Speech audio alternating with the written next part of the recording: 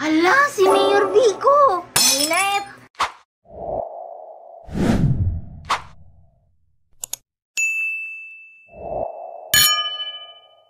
Magandang umaga, Mayor Vico.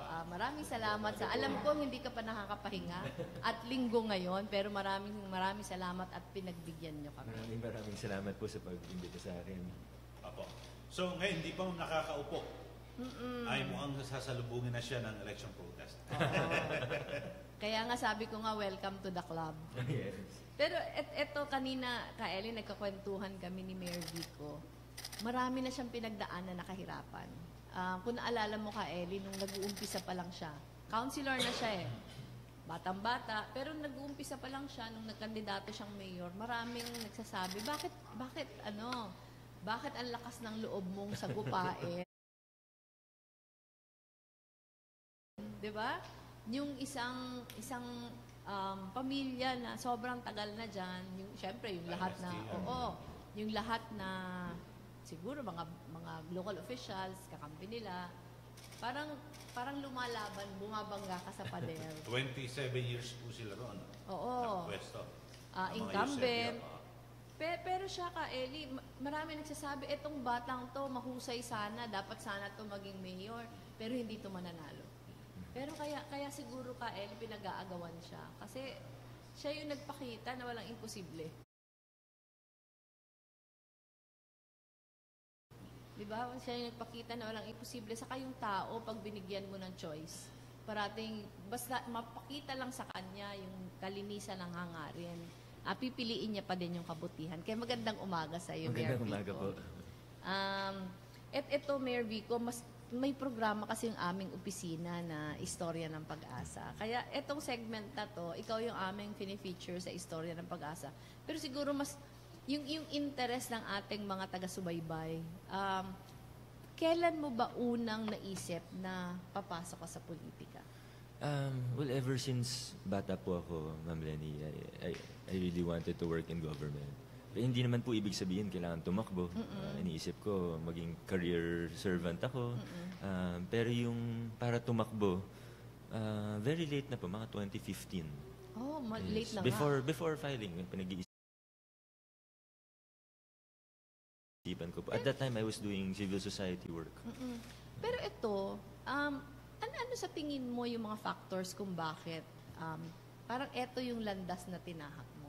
Sino yung inspirasyon mo? Ano yung nakita mo? Bakit naisip mo na gusto mo magtrabaho sa gobyerno? Ang naging unang inspiration ko, naging unang influence ko po is my brother, Kuya L.A. Although actually hindi po siya napasok sa gobyerno. Pero he's 11 years older. So, lagi niya akong tinuturuan nun kung ano yung mga natutunan niya sa school, development studies major siya.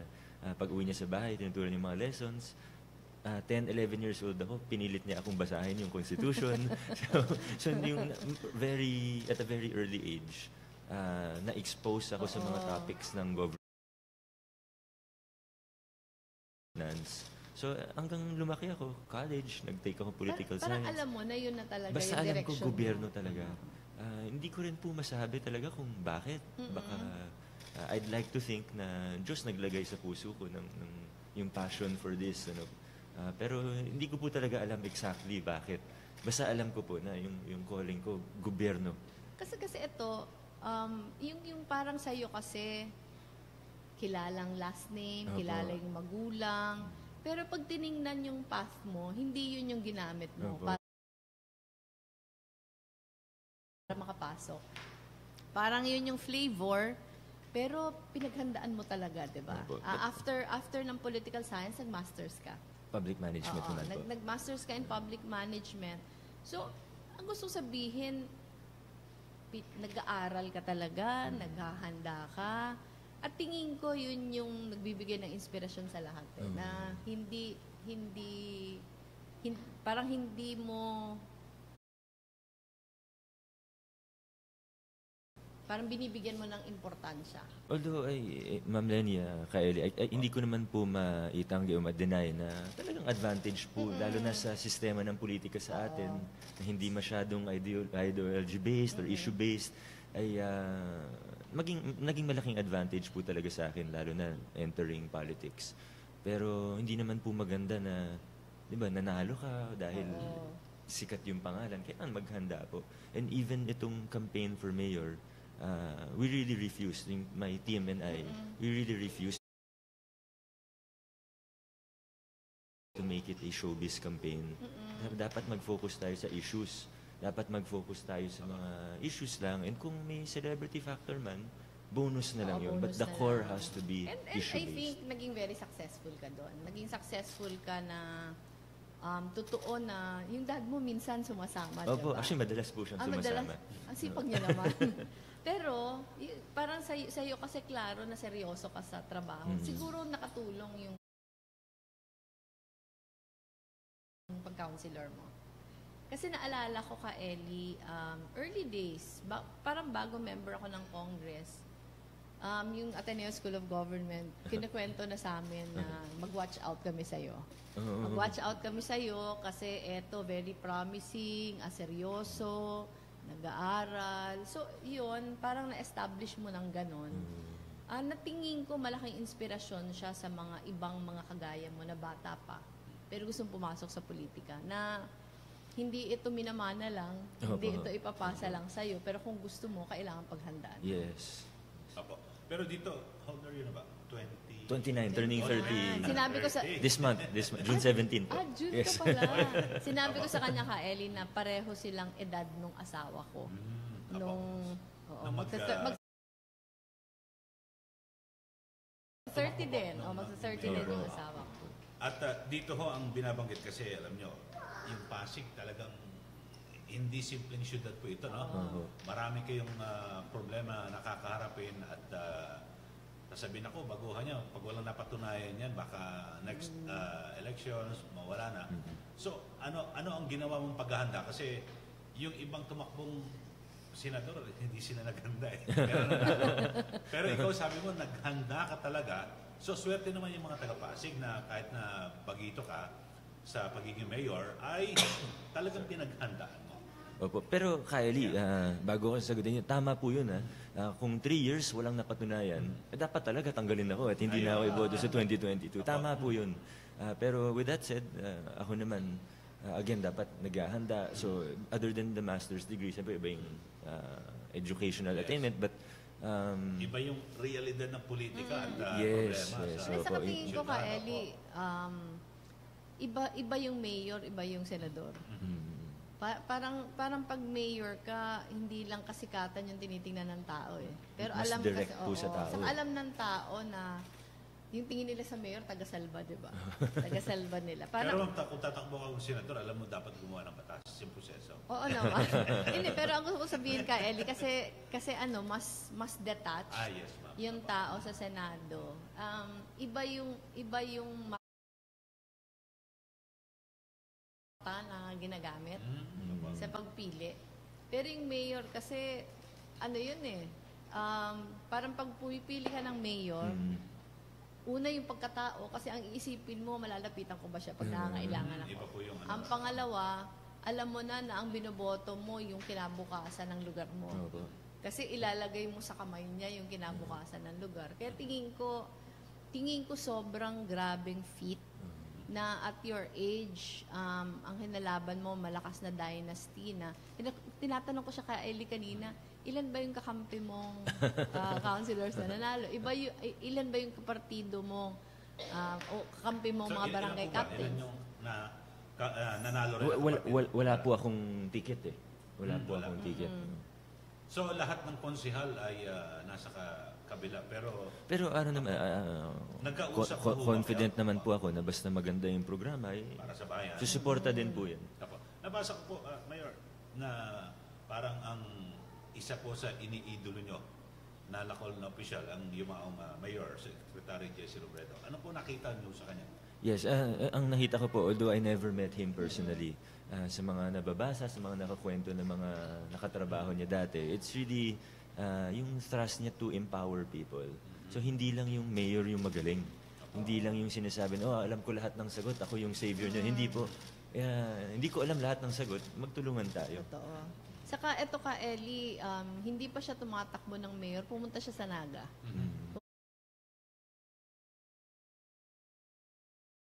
Pumunta siya sa Naga at inaral niya Hindi yung ko pa ibang po alam mga... na tatakbo ako Oo nga, nun. hindi mo pa alam. Interesado siya ka, Ellie, dun sa mga programa namin on transparency, saka people empowerment. Kaya dun nakita ko kung gaano ka desidido. Kung gaano ka desididong pagbutihin yung trabaho. At that time, counselor ka pa lang, Opo. di ba? Kasi nagpasa siya ka, Ellie, ng... Una, siya yung author ng FOI ordinance sa Pasig. Parang isa kayo sa pinakaunang local government units Sa Metro Manila, sa Metro una po Manila, kami. oo, ng isang FOI ordinance. Hindi nga napapasa, 'di ba? Hindi napapasa sa national. Implementation na lang po ang problema namin. Pero ngayon na mayor ka na, may implement na Definitely, yun. it will be implemented. Tapos siya din yung nagpasa nung parang creation ng People's Council, yung People Empowerment Ordinance. Siya din yung nagpasa sa Pasig. Gusto sabihin, desidido. At tama ka, Mayor, isa sa mga paniniwala ng asawa ko, parang para sa kanya, yung isa sa mga measure ng success ng local chief executive, kung yung mga taong nakapaligid sa kanya, lalo ding humuhusay sa trabaho niya. Parang ang iba kasi hindi na umaalis sa pwesto, di ba? Opo. Kasi ang paniniwala nila, ako yung savior ng lugar. Pero yung paniniwala ng asawa ko ka Eddie, at in-express na to ni Mayor Vico several times, kahit dun sa Karen Davila interview, di ba, na dapat hindi tumatagal ng sobrang tagal yung government official, dapat naipapasa niya ito. Naipapasa niya yung Yes. trabaho at At agapangyarihan. nakita ko po yun sa Naga City, and when I went there, yung mga department heads, na yung impartation ni Mayor Jessie that time, talagang until now na Saka wala kahit na po siya. matagal It na lives siyang- on, yes. Kahit matagal na siyang wala, hindi lang mayor patuloy, pero lalo pang humuhusay. So gusto sabihin, yung mahusay, hindi siya. Pero nag-create siya ng atmosphere na nabibigyan yung lahat ng pagkakataon, ipakita yung kahusayan. Pero ako ka, Ellie, very hopeful ako kay Mayor Vico eh. Kasi yung mga pronouncements niya parang na isinaloob yung tunay na diwa ng people empowerment. Pero eto, Mayor, eto lang, marami kasi nagtatanong, bakit kaya siya naging ganyan? Ang gusto ko sabihin, sabi mo kanina, inspirasyon mo yung brother mo. Pero yung tingin mo ba yung upbringing sa'yo, nakatulong kung bakit ganito ka ngayon? I think kasama naman po yun. Yung growing up, kasama pinalaki ako ng nanay ko. Although syempre, credit to both parents. Pero lumaki talaga ako sa nanay. Yung values, yung turuan ako sa takot at pagmamahal sa Diyos. And then, pero ang isang malaking factor siguro sa formation ko as a young leader ay yung exposure ko sa civil society. I wasn't there for a long time. Actually, 1 year lang or so. Pero Ano to, after graduation? before I ran for councilor. Okay. So, kumbaga, as a political science student, kasi mahilig ako magbasa, ganyan, pero yung na-expose talaga ako sa civil society, na-expose ako sa grassroots. Yung empathy, no? Opo, yung mga monitoring programs Oo. na ginagawa namin dati. Nung nakita ko po yun, na-expose talaga ako. And then, may experience din ako working for government. So, nakita ko yung problema. Nakita ko yung mga tao who are trying to solve the problem. So, nakita ko from both perspectives. So, I think that really shaped Pero ito, me. Mayor, bakit mo naisipan na mag-civil society after graduation? Ang totoo po niyan sa frustration ko sa gobyerno. Kasi bago po ako ng civil society, nagtrabaho ako sa gobyerno mga 2 taon ho. Talaga? Opo. Hindi ko na i-discuss yung mga nakita ko doon. Pero hindi naman po anong sikreto. department? Hindi naman po sikreto. Basta ho, hindi naman po sikreto. Marami talagang problema. And it's not even the fault necessarily of the leader at Paminsan the yung time. sistema din. Hindi po isang tao may kasalanan eh. Yung institutionalized problems na napakatagal na.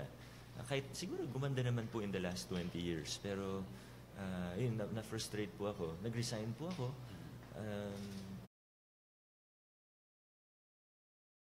And then sabi ko, magte-take ako ng masters kasi nag-iisip pa ako anong gagawin. And then, ito, nagkaroon ng job opening in an organization called Government Watch. So, doon po napasok ako doon. Pero ang ganda ka, Ellie, di ba? Ang ganda na, sabi nila yun yung yun yung wala sa karamihan na leaders, yung empathy. Kasi pag meron ka nun, ramdam mo yung urgency, di ba? Yung urgency ng pangangailangan, ramdam mo yung hirap na pinagdadaanan. Pero ito, tingin ko, Mayor, kaya parang maraming tao ngayon, yung pag nakikita ka, pag naririnig ka, parang yung pag-asa na bubuhay sa puso. Kasi paminsan yung mga sinasabi mo, hindi usual yun na sinasabi ng government official eh. Halimbawa, tungkol sa, nakita ko yung sinabi mo tungkol sa loyalty. Na parang sinasabi mo na hindi naman kailangan maging loyal sa akin. Yes. Kailangan lang nila maging loyal sa bayan, sa sa bayan. serbisyo. Parang, di ba Kaeli, parang yung mga politiko, bihira yan. Bihira yan sabihin. Pero mawalang galang sa ibang politiko, talagang mas gusto nila. Bata kita, ha? Di ba, ganun ang nagiging sistema. I Mukhang think sa kabila it's ka time to ata, change that. yung mga ganung termino, yung iba. Pero, iba Pero ito Mayor, curious lang ako. Paano mo natawid yung kampanya na ang kalaban mo incumbent? Kasi nangyari na yun sa akin ka Ellie. Nangyari yun sa akin noong 2013. Alam ko kung gaano kahirap. Hindi ako pinapahiram ng mga barangay hall. Tapos kulang na kulang yung pera ng pang-ikot. Siyempre yung coffers ng gobyerno nandun sa kalaban mo. Ikaw, paano mo yun? Paano mo natawid yung ganong problema? Mahirap po talaga. Pero ang joke ko ngayon, or joke ko nung kampanya, pag sinasabihan ako ng mga tao, Vico, di mo ba alam, pader yung babanggain mo? Sabi ko, alam ko po, pero okay lang kasi may dala naman akong hagdan. So it's really dealing with things alternatively. Yung hindi expect. Kasi kung traditional ang labanan, wala talaga akong panalo. But we focused on the message and sa totoo lang po, kaya naman po ako tumakbo dahil nakita ko na handa ang Pasigenyo para sa pagbabago. At may clamor. Medyo tahimik lang po kasi medyo kinakabahan. At walang tumatayo bilang mukha ng pagbabago na yon. Pero nakita ko talagang, hindi po dahil sa akin na talagang nagsawa na sa lumang sistema. Pero ito, curious din ako na paano mo naparating yung mensahe? Kasi 'di ba, parang ang hirap ngayon kasi parang kakaunti na tao yung parang willing na makinig talaga sa mensahe. Yung sinasabi mong feeling mo handa yung Pasigenyo, paano mo yun nakita? Sa pag-iikot po talaga. Yung napag-usapan natin kanina, yung paghahanda. Nabanggit ko yung pag-aaral, yung formal studies, pero tingin ko mas importante pa kaysa doon, yung exposure talaga sa babae, sa grassroots, sa laylayan. Ano ba yung sentimento ng mga tao, iba't ibang sektor? Sa palengke namin, ano bang sentimento? Ano bang sentimento ng mga tricycle drivers, ng mga urban poor? Kailangan po talaga, walang substitute yung konsultasyon na direkta. Pero ito, di ba halimbawa, kausapin mo yung mga TODA, wala bang pressure sa kanila na wag silang makita with you? O, meron po. In fact, isang beses papunta kami sa meeting ng TODA, with the TODA. Biglang tumawag po yung presidente. Sabi, Vico, cancel muna ng meeting. Sabi ko, bakit naman? Ang lapit na namin. May City Hall official na punta sa bahay ko. Pinagbantaan kami na kung ituloy yung meeting, ay yari kami sa mga prangkisa namin. So, we canceled the meeting. So, especially nung early months, puro patago po yung mga meeting.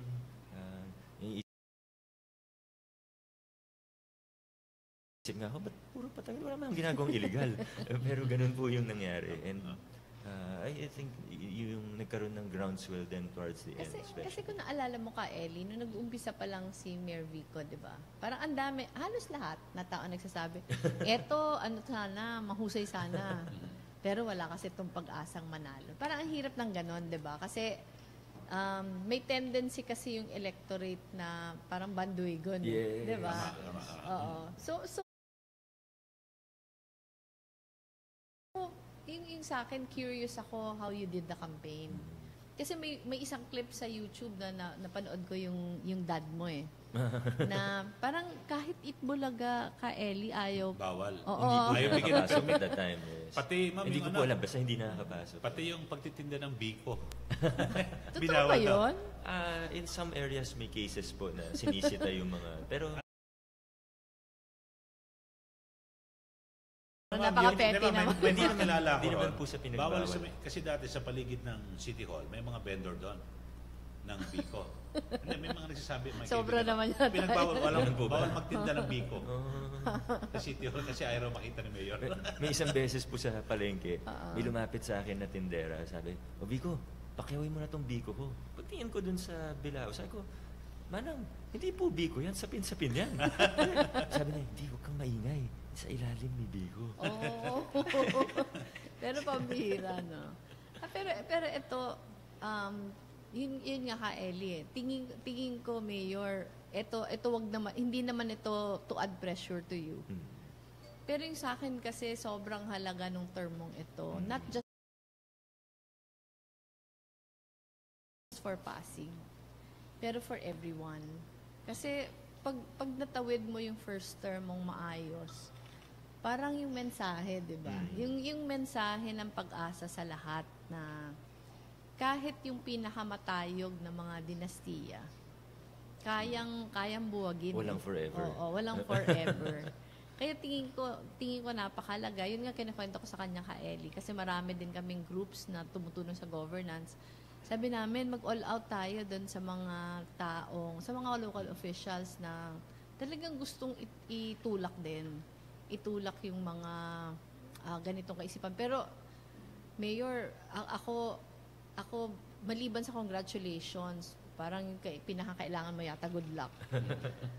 Kasi, halos magre-reboot ka ng system. Marami ka talagang babanggain. Pero ito sa mga, siguro yung mensahe ka, Ellie, sa mga kagaya mo. Kasi marami ngayon mga bata na mga idealistic, na raring to serve, pero hindi kasing lakas yung loob na bumangga. Ano yung pwedeng sabihin natin sa kanila? Alam niyo, VP Lenny, alam ko, bata pa po ako, 29 years old, pero ang pinakamalungkot na nakita ko sa gobyerno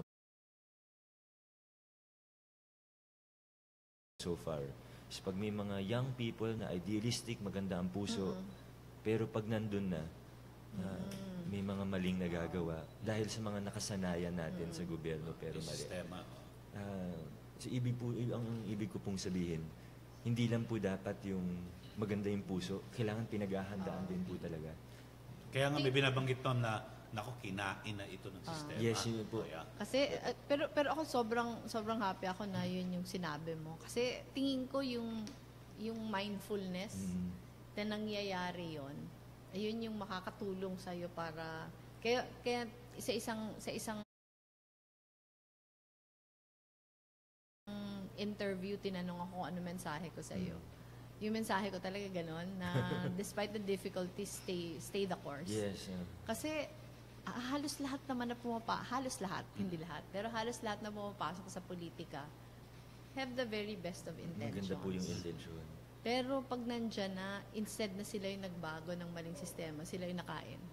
Tapos parating yung sinasabi, mas mabuti naman ako kesa sa kanila. Kasi ako ganito lang yung ginagawa ko, sila grabe. Diba? Kaya yung sa akin, napakahalaga na maaga pa. Parang nasa isip mo na yon, na vulnerable ka din sa lahat Wala tayo. pong immune. Lahat tayo. Wala pong immune sa So, pagiging corrupt. Wala pong immune sa mga kasi maling yung gawain. temptations talaga. Yes. Yung temptations nandun, yung pribilehi yung ibibigay sa'yo nandun, yung attention nandun. Kaya yung sa akin, kung ano ikaw 3 years after, inspirasyon ka lang na napakalaki ngayon. Pero kung ano ikaw 3 years after, tingin ko mas malaki yung inspirasyon. Kaya sabi ko kay Ellie, baka ma-pressure siya. Kasi ang dami talagang tumitingin sa'yo ngayon. Opo. Pero ma'am, kasi hindi naman sa ipinagtatanggol ko yung ibang lokal na opisyal na. Talagang napasok sa pwesto, yung tingin po no, ng ating mga kababayan na kapag ikaw, halimbawa, mayor, lahat ng problema, pinansyal, lahat ilalapit sa iyo eh. So, paano mo i-handle to? Kasi yung iba naman, ano ibibigay ko dyan? Madaling araw pa lang nandiyan na sa bahay ko, Pero so yung iba naman, ginagawang katwiran. Ito, isi-share ko ito ka Ellie, kay Mayor Vico. Kasi yung asawa ko, ang tawag sa kanya sa amin, buksingero. Kasi parang nag-uumpisa pa lang siya, hindi sila sanay na kuripot. So sabi nila, pag naglalakad siya, paparinggan siya. Ayaw namin ng buksingero, gusto namin karatista. Kasi bukas pala. Ang karatista ganon, di ba? Tapos yung buksingero tikom yung... Oo, pero yung point ng asawa ko, kasi at that time, kung hindi ako nagkakamali parang isweldo ng mayor nag-umpisa siya, 7,000 pesos yata. Growing family kami, bago kaming kasal, meron kaming baby. Sabi ng asawa ko, kung ibibigay ko pa yung sweldo ko, ano na yung para sa pamilya ko? At baka i-justify ko na yung kumukuha ko sa iba. So yung ginawa niya ka Ellie, mayor, naglagay siya ng Barangay Affairs Office na eto parang support din siya in a way sa CSWD na yung lahat na pangangailangan sa gamot, sa palibing, sa kung ano yung opisinang yon yung nag-handle. Pero yung mga officials na nakaupo, hindi naglalabas ng sariling pera. Parang yung gobyerno yung gumagawa ng programa for them. Kayo, Mayor, anong gagawin niyo ron sa Pasig? Kumbaga na sa tamang proseso, tapos may accountability din. Totoo. Hindi yung basta cash na Hindi, lang. saka hindi siya, parang hindi ka namimili dahil sa politika. Tapos paminsan, Mayor, di ba, naging councilor ka na. I am sure napansin mo to. Parang meron lang talaga masisipag humingi. Pero merong mga tunay na nangangailangan na walang capacity pumunta sa City Hall. Oo, so siguro yun yung mga considerations. Nung councilor ka, paano mo ito hinandle? Well, meron din talagang ako, to be honest, meron din element na maglalabas ng sariling pera. But marami din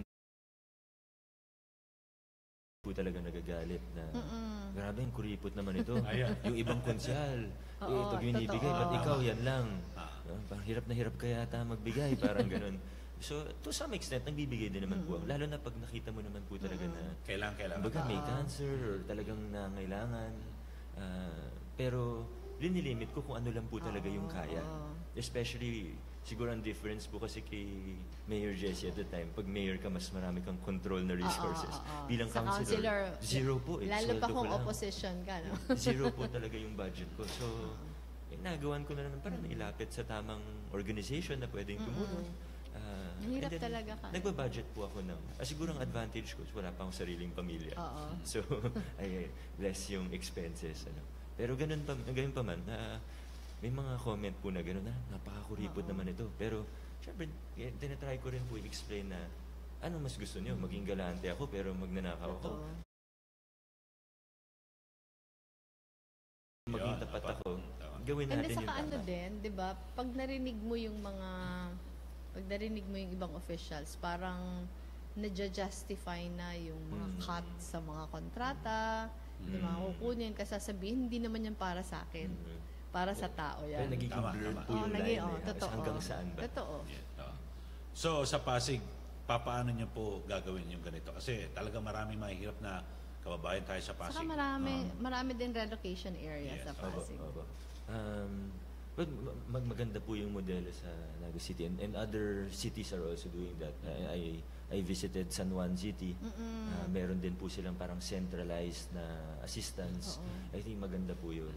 As much as possible, dapat ang mga politiko hindi napapagastos ng malaki. Kasi imposibleng hindi babawiin. Totoo. Tama. Totoo. Saka nakita ko nagbisita din si Mayor Vico kay Senator Sherwin.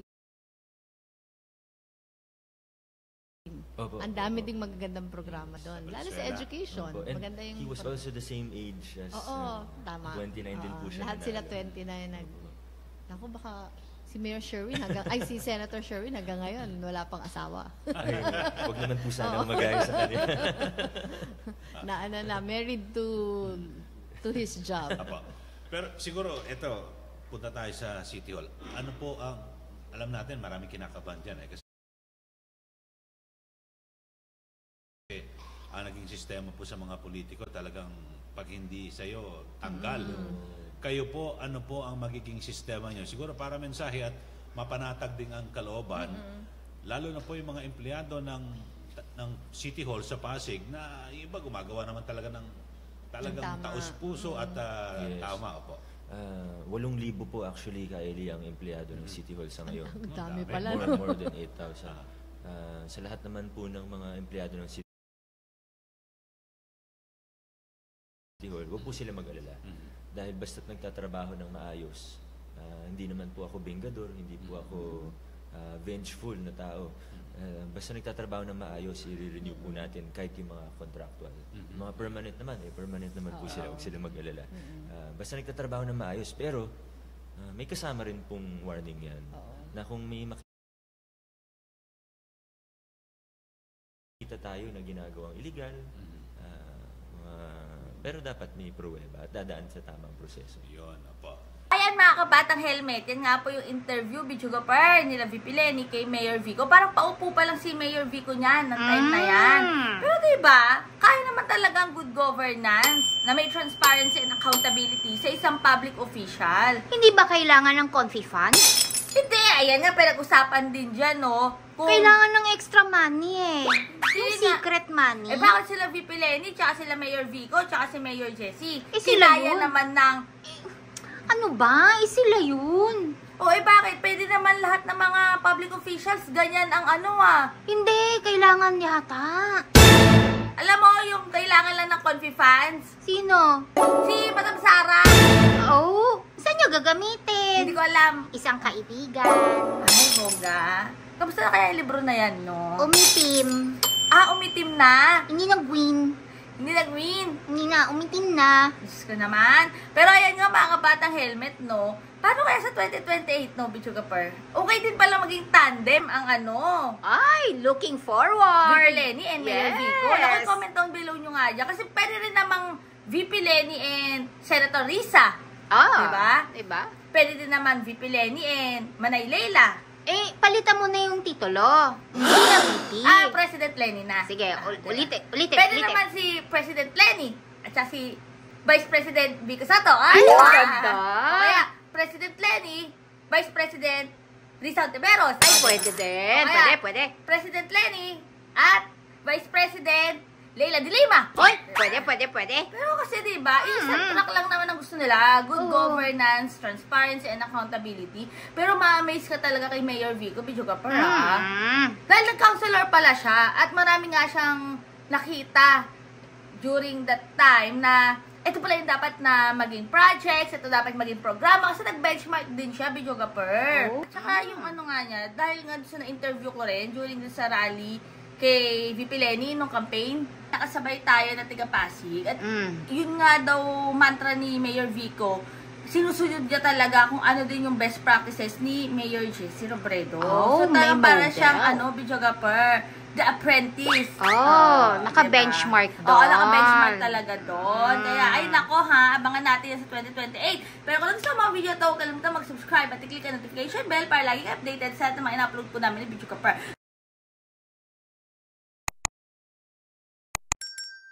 Lunes ngayon, kaya gusto ko mag-start tayo ng maganda. Yes. Tigil muna yung mga itim, lahat ng nega.